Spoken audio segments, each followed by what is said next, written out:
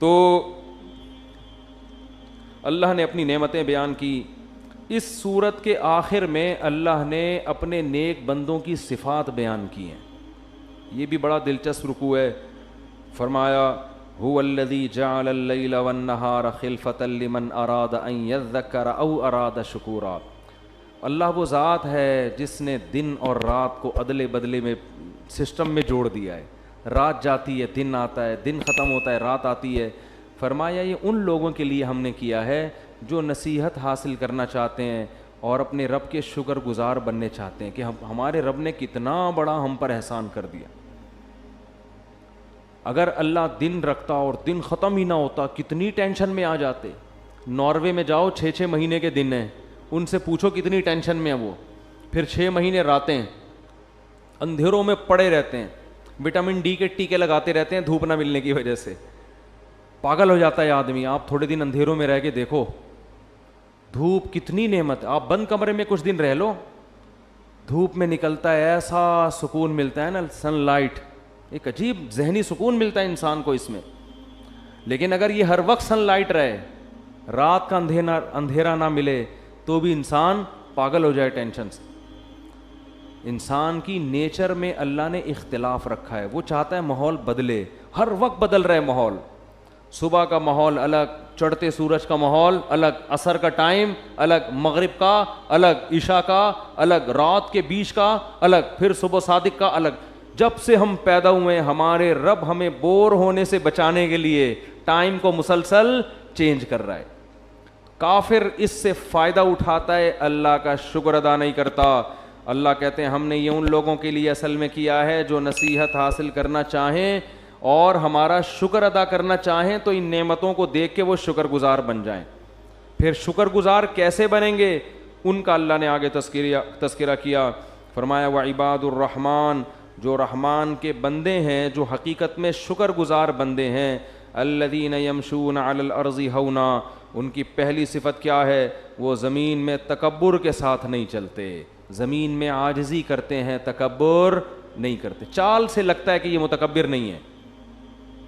یہ جو ہے نا سینہ تان کے روڈ کا دادا بن کے گھومنا, بدماشیاں, بند کر دکان, بھتہ نکال, یہ کر وہ کر, یہ اس کی علامت ہے. آپ سمجھتے ہیں کہ آپ زمین کے باپ آپ ہی ہیں.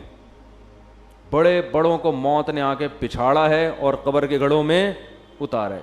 حضرت مرزوق رحمۃ اللہ علیہ کا شعر ہے نا, زمیں کھا گئی آسماں کیسے کیسے, ہوئے نامور بے نشاں کیسے کیسے. بڑے بڑے آسمانوں کو زمین نے نگل لیا ہے اور بڑے بڑے ناموروں کو کا نام و نشان ختم کر دیا اس مٹی نے. تو اللہ فرماتے ہیں ہمارے نیک بندوں کو پتہ ہے یہ زمین ہمارے باپ کی نہیں ہے, یہ کس کی ہے, اللہ کی. تو ہمیں بھیک میں ملی ہیں یہ نعمتیں. بھیکاری کبھی تکبر نہیں کرتا. کوئی بھیکاری آپ کے پاس آیا دھوتی بنیان میں نا, چڈی تو زیادہ ہو جائے گی, دھوتی صحیح ہے, رمضان میں چڑیاں پہنانی بھی نہیں چاہیے. دھوتی بنیان میں آیا, آپ نے کیا کیا, آپ کو اس پہ ترس آیا, آپ اس کو لے گئے واش روم میں نہلایا, سروس کروائی باقاعدہ اس کی آپ نے, ڈیٹول سے نہلا کے وہ بہت نیٹ کلین کر کے اپنا 3 پیس سوٹ دیا, ٹائی وائی لگائی اور کیپ لگا دی اور ایک چشمہ لگا دیا اور کہا چلیے تشریف لے آیا. وہ جیسے ہی باہر نکلا نا, لوگوں کو کیا کر رہا ہے, جو دوسرے غریب نظر آئے نا اس کو دھوتی والے, جا کے اپنی ٹائی ان کے سامنے سیٹ کر رہا ہے, شو مارنے کے لیے نا کہ دیکھو, اور اپنے بار بار یوں لوگوں کے سامنے جا کے ہوتا ہے نا ایسے یوں کر رہا ہے. پھر ایک لال رنگ کا یہاں وہ بھی لگا لیا, ٹھیک ہے نا, اور جہاں جہاں سے بھکاری گزر رہے ہیں وہاں سے جا کے ان کو دکھا رہے ہیں. تو جس سیٹھ نے اس کو یہ کپڑے پہنائے ہیں اس کو غصہ آئے گا کہ نہیں آئے گا, کم بخت تو اپنی اوقات دیکھ, تو بھکاری تھا, ابھی میں نے تجھے یہ سب پہنا دیا, تو شکر گزار بن. جو ملے بولے بھائی میرا کہاں ہے, یہ تو سیٹھ صاحب نے دے دیا, ہم تو دھوتی بنیان والے لوگ ہیں, یہ تو سیٹھ صاحب کا احسان ہے کہ سیٹھ صاحب نے ہمیں اتنا اچھا ڈریس پہنا دیا. تو سیٹھ صاحب کو خوشی ہوگی کہ نہیں ہوگی؟ لیکن آپ نے بجائے سیٹھ صاحب کا شکریہ ادا کرنے کے باہر جا کے ٹائی درست کرنا اور شو بازی, اور پھر بوٹ دکھا رہے ہیں اپنے, جا کے غریبوں کے آگے جا کے نا بوٹ رکھ رہے ہیں, پالش کر اس کو, کپڑا مار, دیکھ نہیں رہا تیرا باپ کھڑا ہے سامنے. وہ ایک وکیل آیا نا جج کے پاس, یہ سچا واقعہ بتا رہا ہوں, کسی نے مجھے بتایا, اب اسی نے جھوٹ بولا ہو تو اس کی مرضی ہے, کہ بعض وکیل جج سے زیادہ سینئر ہوتے ہیں. جج کو ویسے بڑا عہدہ تو بڑا جج کا ہوتا ہے, لیکن پی آر تو وکیلوں کی زیادہ ہوتی ہے نا. تو کسی نے مجھے بتایا کہ ایک وکیل جج کے پاس گیا ادھر پاکستان میں. ہمارے یہاں کا سسٹم کیا ہے, تو جج نے پوچھا منشی سے کون آیا ہے, تو وکیل نے جا کے بولا اس کو بولو تمہارا باپ آیا ہے. اس کو بولو جج پہ بھرم ڈالنے کے لیے. تو آپ نے کیا کیا, بوٹ سامنے رکھ کے غریبوں سے کہہ رہے ہیں اس پہ پالش کرو. تو یہ تکبر ہے جو فقیروں پہ جچتا نہیں ہے. تو اس سیٹھ نے اس فقیر پر اتنا احسان نہیں کیا تھا جتنا ہمارے رب نے ہم پر کیا ہے. وہ فقیر اگر اس سے کوٹ اور ٹائی واپس, وہ سیٹھ اگر فقیر سے کوٹ ٹائی واپس لے لے تو فقیر کا اتنا نقصان نہیں ہے, دھوتی بنیان تو اس کے پاس ہے. اللہ اگر ہم سے نعمتیں چھین لے تو ہم دھوتی بنیان کے لائق بھی نہیں رہیں گے, دھوتی بنیان کے قابل بھی نہیں رہیں گے.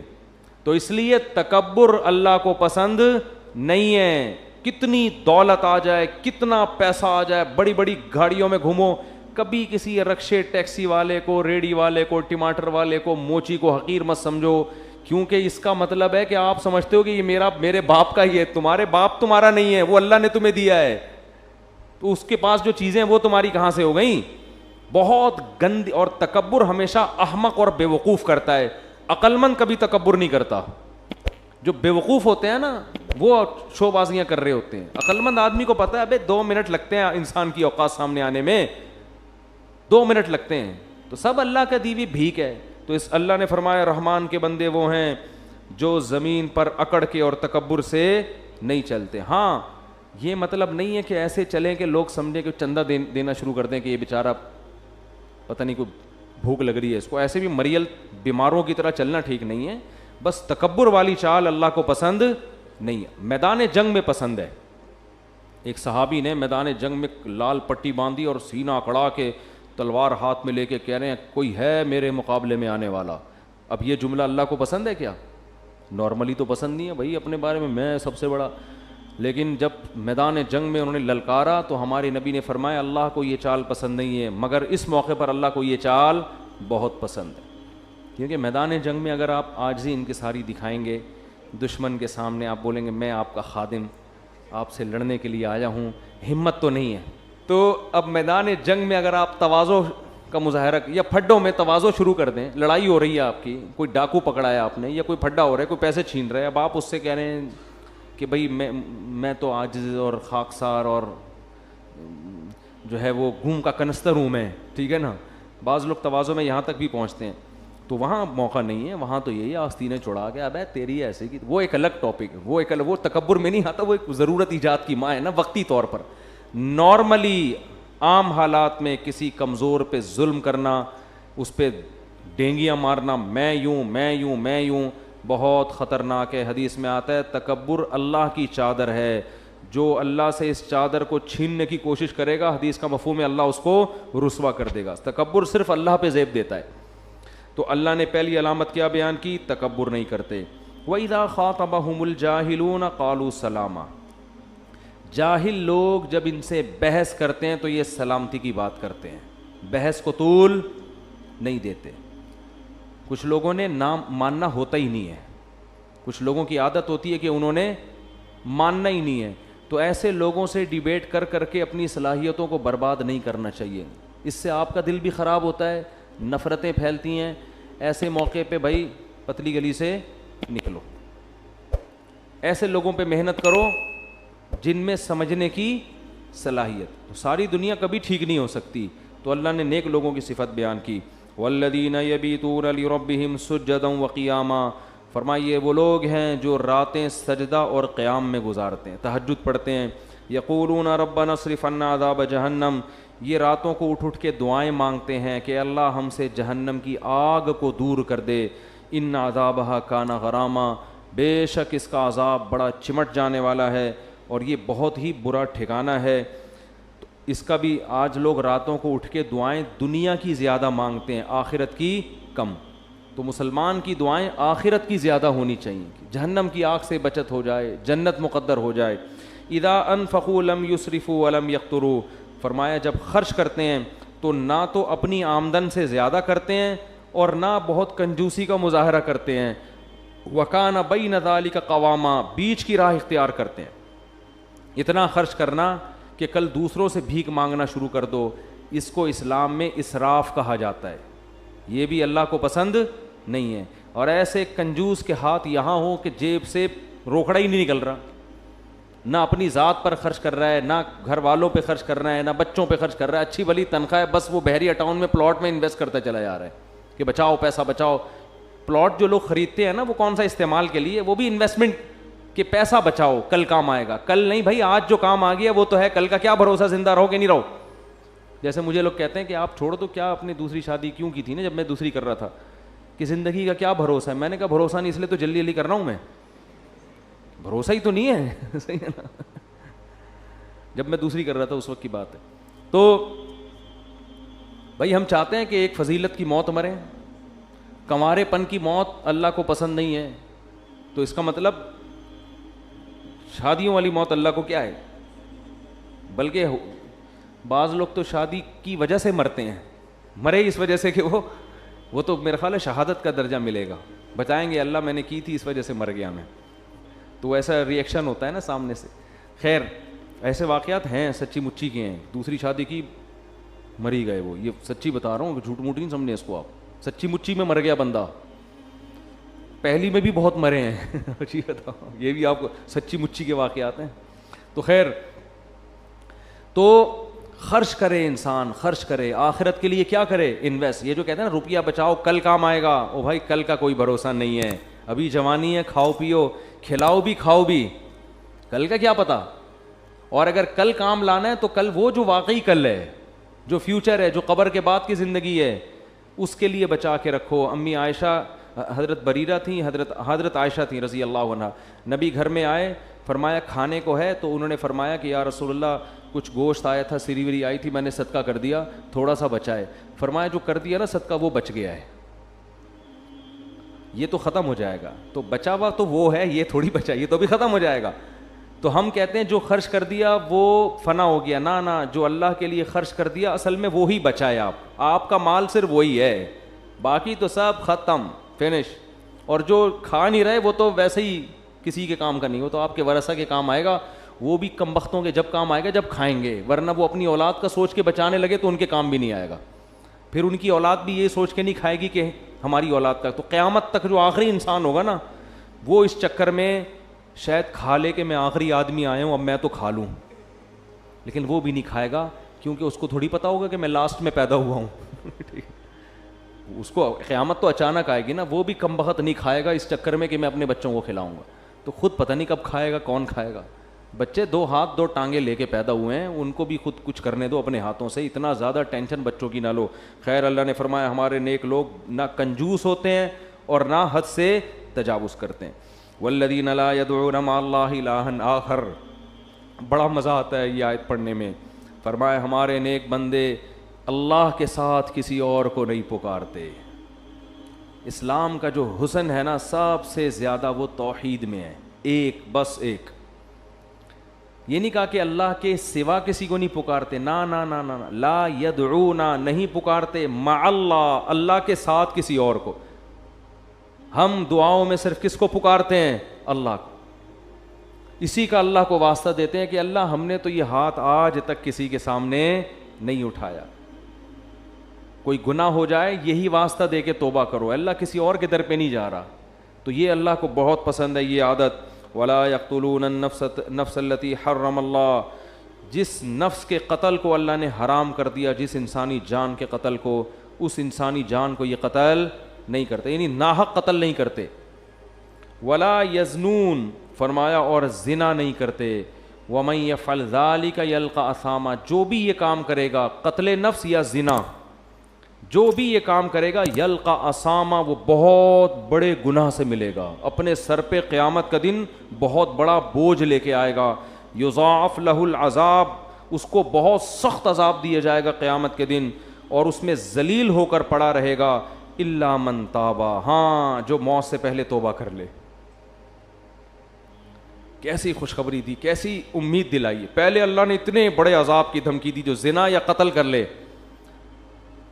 بہت سخت عذاب ہے. فرمایا الا من تابا, ہاں جو توبہ کر لے. آمنا, غیر مسلم ہے تو ایمان لے آئے. وعمل صالحا, آئندہ کے لیے اپنی زندگی درست کر لے. فاولئک یبدل اللہ سیئاتہم حسنات, ان کی برائیوں کو اللہ نیکیوں سے تبدیل کر دے گا. وکان اللہ غفورا رحیما. سوال پیدا ہوتا ہے اللہ تو نے اتنا بڑا آپشن کیوں دے دیا, اتنا بڑا اس نے جرم کیا تھا, توبہ کا دروازہ تو نے کیوں کھول دیا بھائی؟ اب وہ معذرت کر رہا ہے, رو رہا ہے تیرے سامنے, تو کیوں معاف کر رہا ہے؟ جرم پہ کچھ تو سزا ملنی چاہیے. اس کا جواب دیا من تاب وعمل صالحا, جو توبہ کرتا ہے اور نیک عمل اختیار کرتا ہے, فإنہ یتوب الی اللہ متابا, اس نے اللہ کی طرف توبہ کی, اللہ کا در کھٹکھٹایا ہے. تو تم اس کے جرم کو تو دیکھ رہے ہو, یہ نہیں دیکھ رہے کہ توبہ کے لیے آ کس کے دروازے پہ رہا ہے. تو اللہ سے کیسے ابھی اللہ تمہیں ترغیب دے رہا ہے سخاوت کی ہے بھائی پچھلی آیتوں میں, تو تم اللہ سے یہ کیسے امید لگا کے بیٹھ گئے کہ وہ سخاوت نہیں کرے گا؟ تو اللہ فرماتے ہیں وہ اللہ کا در کھٹکھٹا رہا ہے. تو جیسے اللہ کا غضب بہت سخت ہے, اللہ کی رحمت بھی بہت زیادہ ہے. تو جو اللہ کا در کھٹکھٹائے, کوئی سیٹ کے گھر پہ کوئی بھکاری آئے اور سیٹ اس بھکاری کو نہ دے, لوگ اس سیٹ کی طرف انگلیاں اٹھائیں گے بڑا کنجوس ہے, تو میرے در پہ آ کے معافی مانگ رہا ہے, سوری کر رہا ہے, اور میں اس کو معاف نہ کروں, یہ کیسے ہو سکتا ہے؟ تو اللہ نے یہ پوری تفصیل نہیں بتائی, اللہ نے تو صرف اشارہ دیا یتوب الی اللہ متابا. رے وہ اللہ کے در پہ آ رہا ہے, تم اشکال کر رہے ہو کہ کیسے معاف ہوگا بھائی؟ تو وہ کوئی کسی عام آدمی کے گھر پہ تھوڑی گیا ہے. انسانوں کے ظرف چھوٹے ہوتے ہیں, اللہ کا ظرف بہت بڑا ہے. تو جیسے اس کی سزا بہت بڑی ہے, معاف کرنے کا اس کی جو رحمت ہے اور اس کا جو ظرف ہے معاف کرنے والا, وہ بھی کیا ہے؟ لامحدود ہے. پھر اللہ نے فرمایا والذین لا یشہدون الزور, یہ جھوٹ کی محفلوں میں نہیں, جھوٹی گواہیاں نہیں دیتے. وَإِذَا مَرُّوا بِاللَّغْوِ مَرُّوا كِرَامًا, اور جب لغویات سے گزرتے ہیں تو عزت کے ساتھ گزر جاتے ہیں. لغویات کیا ہے؟ جوئے کی محفلیں اور خام خواہ کی بیکار موسیقی اور یہ جو ڈرامے فلمیں, یہ لغویات ہیں سب, جس کا نہ دین کا کوئی فائدہ نہ دنیا کا. ایسی لغو محفلوں میں وہ دلچسپی نہیں لیتے. والذین اذا ذکروا بآیات ربہم, جب ان کو رب کی آیات تلاوت کی جاتی ہیں تو اندھے بہرے ہو کے نہیں گزرتے, اسے سنتے ہیں کہ ہمارا رب ہم سے کیا کہہ رہا ہے. والذین یقولون ربنا, آخری علامت, یہ وہ لوگ ہیں جو یہ دعا مانگتے ہیں ربنا ہب لنا من ازواجنا وذریاتنا قرۃ اعین, اے اللہ ہمیں ہماری بیویوں اور اولاد کی طرف سے آنکھوں کی ٹھنڈک عطا فرما. وجعلنا للمتقین اماما, اور ہمیں پرہیزگار لوگوں کا امام بنا. اس آیت کا کیا مطلب ہے؟ پرہیزگار کا امام کا مطلب یہ نہیں کہ اگلے الیکشن میں میں ہی جیت جاؤں تاکہ میں ان سب لوگوں کا امام بن جاؤں. مطلب یہ ہے کہ ہر شخص کسی نہ کسی کا امام, مقتدا اور لیڈر ہوتا ہے. مرد اپنے گھر میں سربراہ ہوتا ہے, وہ لیڈر ہے, وہ سربراہ ہے بیوی اور بچوں کا. عورت سربراہ کس کی ہوتی ہے؟ اپنے بچوں کی. تو اے اللہ ہمارے ماتحتوں کو نیک بنا دے تاکہ ہم سربراہ کس کے بنے؟ نیک لوگوں کے. یعنی ہمارے ماتحت جو بھی ہو, چاہے کوئی کمپنی میں آپ جاب کمپنی آپ مالک ہیں, کہیں بھی آفیسر ہیں, کچھ بھی کوئی بھی رینک, آپ فوجی ہیں, آپ کے ماتحت فوجی ہیں, آپ کوئی آفیسر ہیں, تو ہمارے ماتحت لوگوں کو کیا بنا دے؟ نیک پرہیزگار بنا دے, تاکہ قیامت میں ہم فخر کر سکیں کہ ہمارے ماتحت نیک لوگ تھے. اور ہمیں بیوی بچوں کی طرف سے آنکھوں کی ٹھنڈک, اس کا مطلب بھی یہی ہے کہ ان کو اتنا نیک بنا دے, پرہیزگار بنا دے کہ ان کی نیکی کو دیکھ کر ہماری آنکھیں ٹھنڈی ہوا کریں. سمجھ میں نہیں آ رہی بات؟ اس سے پتہ چلتا ہے کہ نیک لوگوں کا یہ جذبہ ہوتا ہے کہ ان کے گھر والے بھی کیا بن جائیں؟